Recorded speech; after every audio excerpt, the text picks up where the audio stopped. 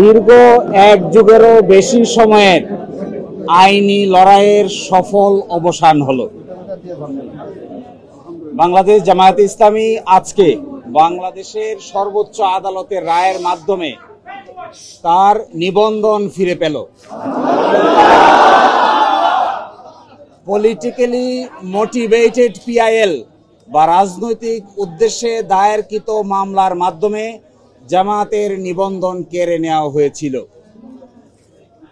আজকের এই রায়ের মাধ্যমে বহুদলীয় গণতান্ত্রিক এবং অংশগ্রহণমূলক সংসদ প্রাপ্তি নিশ্চিত হল।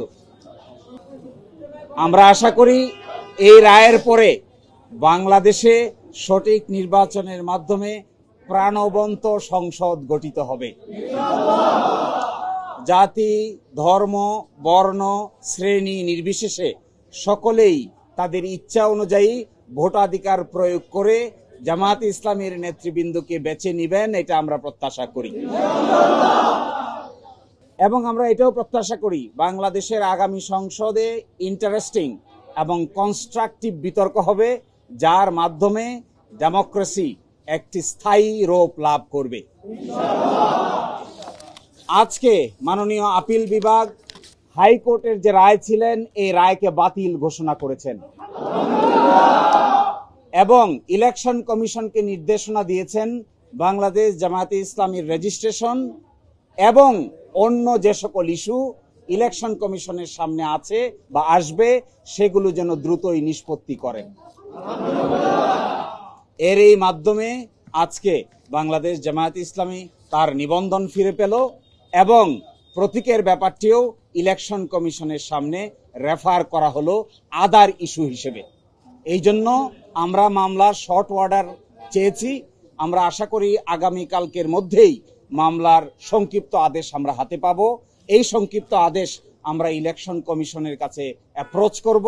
বাকিটা ইলেকশন কমিশন আইন অনুযায়ী অতি দ্রুত জামাতের নিবন্ধন এবং জামাতের প্রতীক বুঝিয়ে দিবেন, এটা আমরা প্রত্যাশা করি। যে আজকে যে ডাইরেকশন দিয়েছেন আপিল বিভাগ, সেই ডাইরেকশনে বলেছেন জামাতের রেজিস্ট্রেশন এবং অন্য কোনো ইস্যু যদি ইলেকশন কমিশনের সামনে থাকে তাহলে যেন ইলেকশন কমিশন এটা ডিসপোজ করে।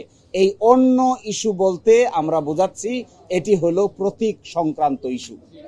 আমরা আশা করি ইলেকশন কমিশন নিবন্ধনের ইস্যু নিষ্পত্তি করবেন, একই সাথে অন্য ইস্যু হিসেবে দাঁড়িপাল্লা প্রতীকের ব্যাপারটিও নিষ্পত্তি করবেন। আমরা প্রত্যাশা করি বাংলাদেশ সুপ্রিম কোর্টের সর্বোচ্চ আদালতের রায় চূড়ান্ত। কে কবে কখন প্রশাসনিকভাবে সিদ্ধান্ত নিয়েছেন এগুলো বিচারিক কোনো সিদ্ধান্ত নয়। এই জন্য আমরা প্রত্যাশা করি ইলেকশন কমিশন রায়ের কপি পাওয়ার পরে অবশ্যই দ্রুততম সময়ের মধ্যে এই দুটো বিষয়ের সিদ্ধান্ত নিবেন এবং আমাদের প্রত্যাশা কার্যকর হোক, এটাই আমরা গভীরভাবে বিশ্বাস করি।